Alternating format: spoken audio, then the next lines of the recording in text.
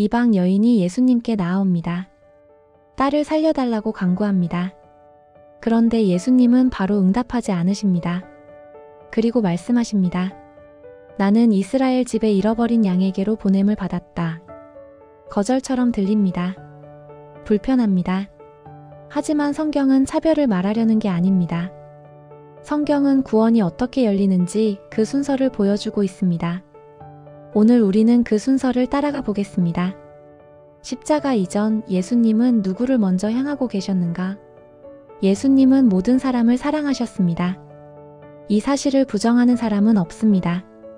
그러나 성경을 차분히 따라 읽어가다 보면 한 가지 중요한 사실이 보입니다. 예수님은 모든 사람을 사랑하셨지만 모든 사람을 같은 위치에서 동시에 만나신 것은 아니었습니다.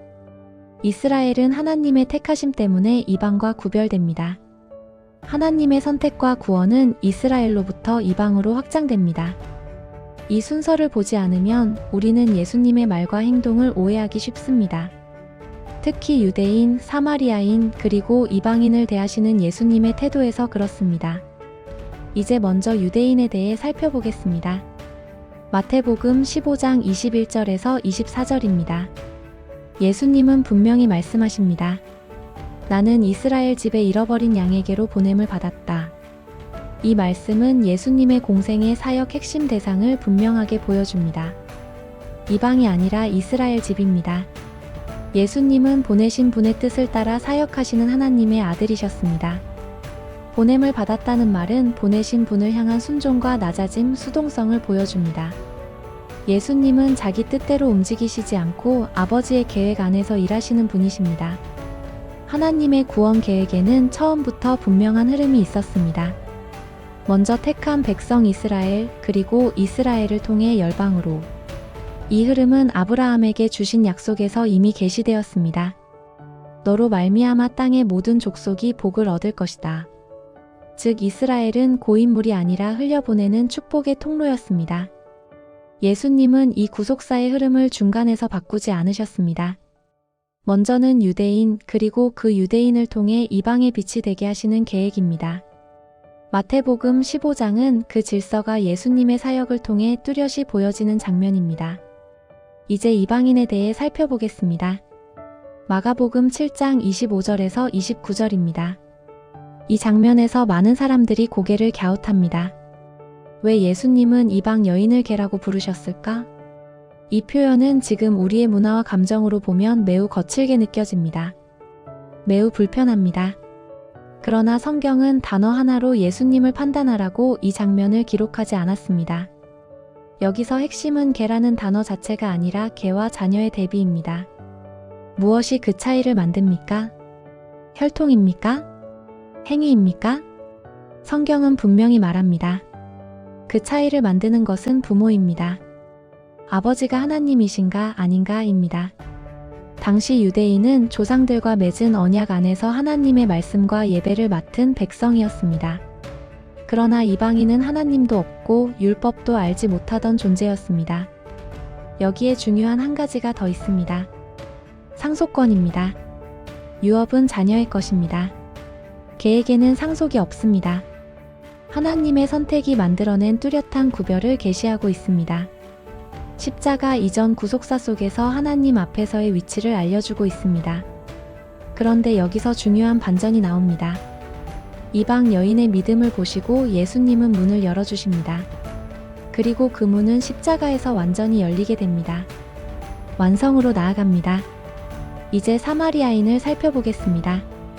요한복음 4장 5절에서 9절입니다. 사마리아 여인은 조금 다릅니다. 다른 이방 여인들은 예수님을 찾아왔지만 사마리아 여인은 예수님께서 먼저 찾아가십니다. 기다리십니다. 그리고 먼저 말을 거십니다. 이 장면은 당시 사회적, 종교적 기준으로 보면 있을 수 없는 일입니다. 유대인은 사마리아인을 인정하지 않았고 사마리아인 스스로도 열등감 속에 살았습니다. 그러나 예수님은 그 모든 경계를 넘으십니다. 왜입니까? 사마리아인은 북이스라엘의 후손이기 때문입니다. 유대인들은 잊었지만 하나님은 잊지 않으셨습니다. 이 만남은 호세아 선지자를 통해 예언된 말씀의 성취입니다. 음란한 여인 고멜을 끝까지 품었던 호세아처럼 예수님은 버려진 것처럼 보였던 북이스라엘의 후손을 찾아오셨습니다. 700년이 지나도 하나님은 언약을 잊지 않으셨습니다. 여기까지 살펴보면 한 가지가 분명해집니다. 십자가 이전 유대인, 사마리아인, 이방인은 같은 위치에 있지 않았습니다. 복음에 차별이 있다는 말이 아니라 선택으로 인한 구별이 있었다는 것이며 아들 언약의 온전함으로 이끄시는 조상들 언약의 선제를 말하는 것입니다. 이 위치와 순서는 복음이 얼마나 질서 있게, 얼마나 완전하게 진행되어 왔는지를 보여줍니다. 이 차이를 자세히 살펴보는 이유는 두 가지입니다. 이방인을 향한 은혜가 얼마나 큰가를 알기 위함이며 유대인을 향한 하나님의 열심이 얼마나 깊은가를 보기 위함입니다. 십자가 이후의 은혜에 차별은 없습니다. 그러나 우리는 그 은혜에 익숙해진 나머지 이스라엘을 끝까지 찾으시는 하나님의 마음에는 무관심해져 온 것은 아닌지 돌아보게 됩니다. 사도행전 10장으로 갑니다. 하나님은 베드로에게 말씀하십니다. 내가 깨끗하게 한 것을 네가 속되다 하지 말라. 유대인은 이방인을 율법이 말하는 부정한 짐승으로 여겼습니다. 그러나 하나님은 이방인을 정결하게 하실 수 있는 분이십니다. 이방인 구원의 시대는 사람이 생각해낸 아이디어가 아닙니다. 하나님이 먼저 움직이셨습니다. 이방인이 유대인과 함께 하나님 나라의 유업을 받게 된다는 것은 당시에는 비밀이었습니다. 그러나 하나님은 그 비밀의 문을 친히 여셨습니다. 유대인 메시아 예슈아를 통해서 그리고 그의 유대인 제자들을 통해 이방인을 향한 선택과 구원의 문을 열어주셨습니다. 마지막으로 에베소서 3장입니다. 에베소서 3장은 이 모든 내용을 한 단어로 정리합니다. 함께입니다. 함께 상속자입니다. 함께 지체입니다. 함께 약속에 참여하는 자입니다.